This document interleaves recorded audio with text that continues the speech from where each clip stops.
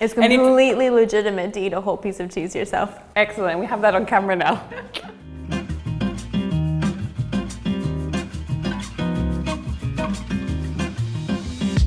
Lise, thanks for coming to Berlin today to cook with us. We're going to make a recipe inspired by our trip to Provence. Can you let me know what that's going to be? Sure. We're going to make a baked goat's cheese. We're going to particularly use this cheese here, which is a fresh goat's cheese. Slightly aged, you can tell by the beautiful ribbing that's starting to be created here. And then we're also going to use this, which is wrapped in chestnut leaves. Why chestnut leaves in particular? 1, to give flavor, and 2, to preserve the cheese a little bit longer. Ooh. We're going to make a rough pastry together. So we're going to mix herbes de Provence, some lavender, and a little bit of sea salt with the caramelized onions. And we're going to add in a little bit of this very special balsamic vinegar from Roussillon. Oh, we drove past them. Yeah, right next to where we live. And then with that, we're going to make a really fresh herbal salad with very peppy French vinaigrette. Excellent. So the first thing that we're going to do is to mix in a little bit of herbs and a tiny bit of lavender and salt into the flour. And that's going to help season the pastry crust as well and give a little bit more special flavor to it. Delicious. Yeah. Great, and always begin with putting it into the flour first before you start making the pastry. Yes, I prefer that because you're going to get a much more even spread. I always suggest that you always mix in dry ingredients together and wet ingredients together, and then you combine them. Makes sense. Take a little pinch and throw it on in. Okay. I've got big pinches. I like big pinches. Good. I like big pinches. I like a big pinch. I prefer doing three finger pinches. 2-finger pinch, in French we call it chiche. It's a little too stingy. I'll let you in a secret, I just did 4, but I'll switch. Oh, there you go. And then for the lavender, do that 2-finger pinch and really make sure you crush the lavender as well. So you're going to release the essential oils, so that's also going to flavor the pastry crust. If you use a lot, you're going to start to get that soapy flavor, and it's going to overtake a lot of the flavors. We're going to cut up butter with a little bit of gusto. Just cube it roughly. And this is super cold butter, so... Yeah, you need cold butter in order to make your pastry dough nice and flaky. If you are working with room temperature butter, you're not going to be able to incorporate the butter in effectively into your flour, and you're going to get a big slippery mess. These are actually rectangles. Would you prefer cubes? We can make it a little bit smaller if you would like to. Absolutely. Anything for you. We're going to use a little bit of water in this recipe, but you could use, for example, a little bit of apple cider vinegar, and that also contributes to the texture and the flavor of the dough. I don't know that trick. And it gives just a little bit more acidity to it, and that helps balance the sweetness. Okay, so we're going to put the flour, you're going to make a little well in the center there. Yeah, you can really well. Yeah, good. And then you're going to take the butter and put it in the center. And then you're going to start scooping and chopping the butter in. Just roughly, like that. So the pastry we're making is the short crust pastry. Exactly. Which in French is called? Pâte brisée. Great. I just didn't want to say it in French, so I made you do it. No, go ahead. Pâte. Pâte? Brisée. Brisée. Beautiful. Yes, I have watched Ratatouille. The real purpose of using the pastry cutter right now is roughly chopping in and not heating up the butter. And you see, it wasn't that much effort. It's really quite easy to make pastry dough. And you really want to get this nice sandy... A mixture of sandy and there's like a little bit of rubble in there. Yeah, exactly. Okay, so we've got our little mountain of flour and butter. Go ahead and make a little well there in the center. Yep. Beautiful. You're going to crack the egg into the center there. So you're going to use your pastry cutter again, and you're just going to start chopping the egg in. So you can see it's starting to get a little bit more shaggy. Yep. That's exactly what we're looking for. Now we're going to need to start to incorporate a little bit of water, because I can see you need more wetness. Just going a little bit at a time. Yeah, if you pour in all of it all at the same time, it's not going to work out. When can you know that it's like well enough hydrated? You can see it's starting to come together. It has really nice, light, fluffy texture to it. So what we're going to do, a process that in French we call fraiser. You're going to use the palm of your hand here, the base of your hand, and you're going to start working in the butter. So then you can always bring your dough back to you and then work it again. And by doing this, you're incorporating in all of the butter, all of the loose pieces of egg, and all of the extra flour. Yeah. Go ahead. I will try. And how long would you usually do this for? Not very long. The more you work flour, the more gluten you're going to develop, and therefore the harder the result is going to be. Right. So you can see you have this really gorgeous texture, really nice and light and fluffy. We're just going to form it into a rough ball like this, and then we're going to pop it back in the bowl, and we're going to put it in the fridge. And then that's also going to develop the tenderness of your crust. Excellent. Then I'll take it to the fridge. So now we're going to caramelize the onions that will go into the baked goat cheese tart, and we're going to cut up the onions really thinly.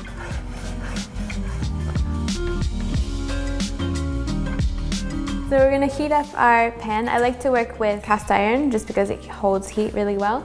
Especially for caramelizing onions, we want a low, consistent heat. Right. We're going to use quite a nice bit of olive oil in the pan. This one I brought with me. This is quite nice olive oil. I typically like to use very standard olive oil for the cooking process, because if you're using really nice olive oil, you're changing the taste of the olive oil. Yeah. You always want to use it cold so that you maintain that flavor profile. Yeah. So for the salad dressing, this will be really beautiful, but also for the cooking, it'll be fine. So this is a good multi-purpose one. Yes. And then we're going to start putting in our onions. Good, and you can hear it's a good temperature, and you want that nice low sizzle. If you're hearing really high, it's too hot. In France, we chop our garlic, we don't smash it. How does the chopping affect the end result? The flavors are going to marry more together rather than being a strongly pronounced garlic flavor. And in the south of France, garlic is very important, and olive oil is really important as well. I remember when I asked you and Eric what kind of made Provençal cooking, the first thing he said was olive oil. So we're gonna let the garlic just sit here for a little while, and you can start to stir around the onions, and you can see the oil content is quite important. If you ever feel like it's a bit dry, or you don't see that all of the onions are covered with the olive oil, go ahead and add more. Because I guess caramelized, it doesn't just mean brown, does it? It means that it's gone soft, sweet, silky, Exactly. kind of a buttery mess of onions. Right, but you don't want it to be swimming in olive oil either, because you're going to put it with cheese, and then you've got the butter and the pastry dough, so you want to be really careful about the fat content, but you need that fat content in the pan here in order to start to get that caramelization. How many cloves of garlic are we using? Let's do 4. Let's be really Provençal. And in France, we take out the centerpiece here. Right. Just cut it up very thinly. I'm in the kids' corner. All good. It's very mesmerizing watching people chop well. It is. Actually, when Eric and I first met, we met at culinary school, and he was in the kitchen cooking for me, and he was showing off by chopping. And I reminded him I'd show off by chopping too. Yeah, but I gently reminded him that actually did not impress me, because I am also a chef. So how far into the caramelizing process do we add the garlic? At the last moment to caramelize it all together. If you add your garlic in first, it's going to burn immediately. Yes. We're going to add in a little bit of herbs. Okay, doing a 3-finger pinch. 3-finger pinch, perfect. And we can put in a 2-finger pinch of the lavender. Excellent. I'm going and to crush crumble it that. at the same time. Very excited about the lavender usage here. Yeah, and a little bit of salt. And salt is actually going to help with the caramelization process, because when you add in salt, you're extracting liquid. You can see that the onions are starting to get a really nice golden hue to them. And that's probably taken about 20 minutes, I would say. Absolutely. Give yourself time when you're caramelizing things. So we're going to add in the garlic. It smells so good. Yeah, it smells great. So we're just going to get that garlic to be slightly translucent and then tad caramelized, not too much. Right.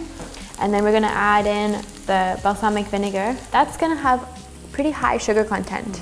So it's going to accentuate their sugar content as well, and then also help caramelize. And I guess the vinegar is also going to lend a little acidity that's going to cut through the cheese and the pastry. Exactly.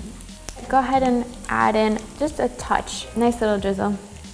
Nice little drizzle. Perfect. Ooh. So we're just gonna let this cook for 1 or 2 more minutes, just soften and marry all the flavors together. We're gonna taste the final product. If something is feeling bland or you haven't been able to distinguish the different flavors in your cooking, it means that you probably need a little bit more salt. It brightens everything and brings them out. Salt is gonna brighten flavors. That's a really nice word to use, brighten, yes. And we're gonna set it to the side and we're just gonna let it cool down, and then we're going to taste it in a little bit. Great. Okay. I'll hold on. Here's our herby pastry. A little bit of flour onto our work surface. Not a lot, Yeah. but just so it doesn't stick. And then just a touch so that you're not gonna dry out the pastry dough too much. I'm actually gonna divide this in half right now because then you've got yours and I've got mine. I'm gonna roll out the pastry dough into quite a nice, thin, equal surface. So we're gonna make 2 different kinds of little tarts. So you can see 2 different ways of how it can look. We're gonna use this bowl as our form. It's gonna be a bit bigger than we need it to be, but that's okay.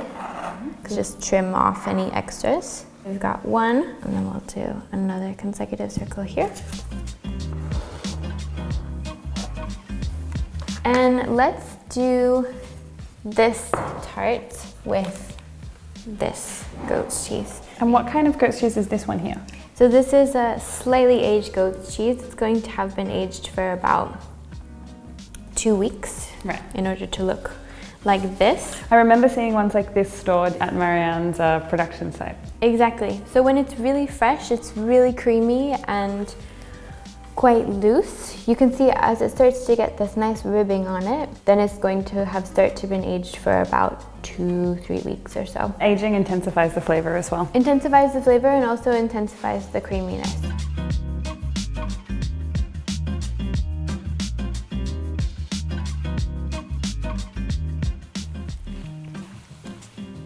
Definitely more salt. Yes. 3-finger pinch. Excellent. And I think we can add in a little bit of pepper as well. Okay.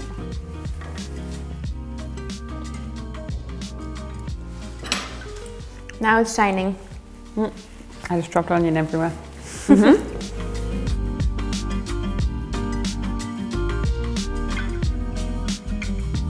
We're going to push down to make sure that the 2 pastry crusts are sealed. And then you can start to cut away a little bit, all the extras.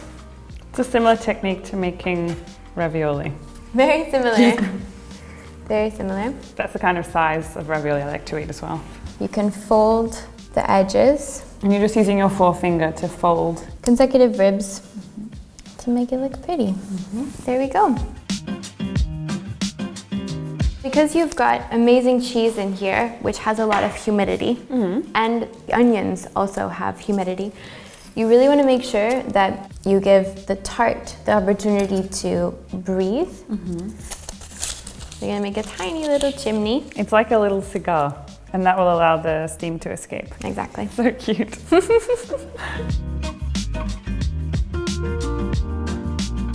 All right, so we're going to roll out the pastry dough again. And we're gonna make this into a circle about this size with the rough edges on it. Because we're gonna make a galette form.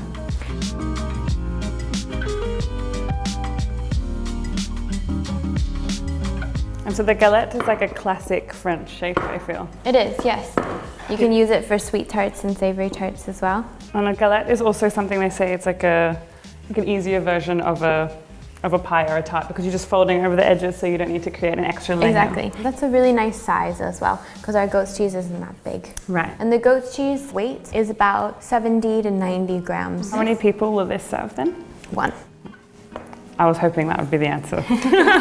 So go ahead and unravel that one. You want to take off all the leaves. Oh. This reminds me of the little parcels that they eat on Lord of the Rings. Ah, funny. The ones that Sam has when he runs out, and it's very depressing. You can see how creamy it is already. So this is the type of cheese that we typically use when we're making this recipe. It's like autumn. Perfect. Yes, you can see it's already going to be incredible. So I can tell that this is going to be a little bit too big. And you're gonna fold the edges in, and you're gonna overlap them. You're just gonna start like this, and then you're gonna fold and overlap, and fold and overlap, and fold and overlap. How many folds are you looking for? Doesn't matter. Okay. And the final one? You can go like that, or if you want to keep the same rhythm, you can just fold it in. And if you see that the sides are not sticking very much, that's absolutely fine. You can just take a little bit of water and tack it down. Or egg yolk, or egg white. Great. And the whole point of the galette is that you see the center as well. And then we don't need to make the chimney. Yeah. Inside or just like on top? Just on top. Now it's got a cool hairdo. Very nice. And then we're gonna transfer that. They look so beautiful. They're very cute. I'm just gonna add a little egg wash onto the pastry dough so that it has a really nice shine to it. Okay, so now these are gonna go into the oven for about 20 to 30 minutes. I'm gonna watch that chimney get to work. Yes. Maybe Santa will pay us a visit. Oh, that'd be nice. Sorry.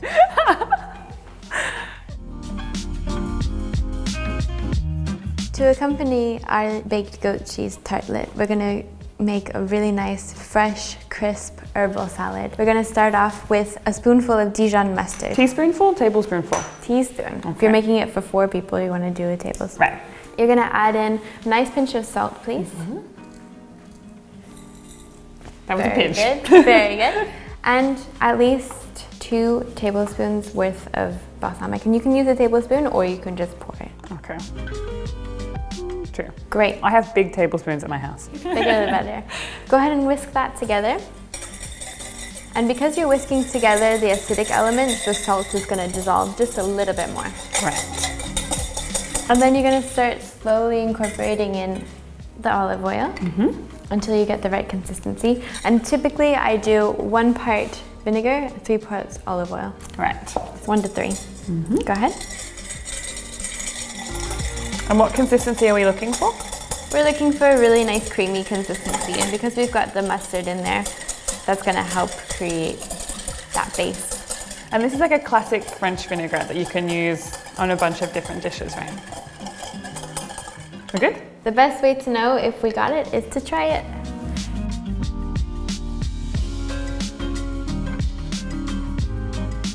You're looking for a good balance between acidity and olive oil and salt. I feel like we could use a little bit more salt. And maybe a dash more vinegar? Yeah, and even maybe a little bit more mustard.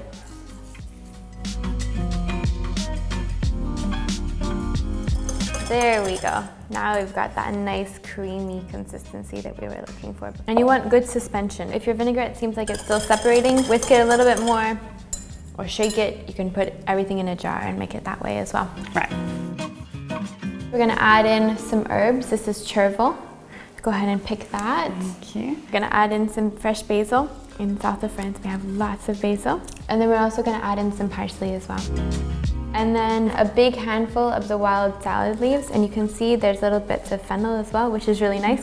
This is what we call tagette in French. I'm not sure what it's called in English. Do you know? No, I don't. All I know is that you can eat them. Yes, it's got a really nice lemony flavor. And then violets, a little bit of violets. And we're just going to toss that together with our hands because that's the best way to coat all of the leaves. Because then you're not bruising them with any sharp edges. Exactly. So we've got our salad. Oh, there's some cheese action. There's some cheese action. There's some oozing. Black aprons are tough, man. But hey, it makes it look like I actually did something. So.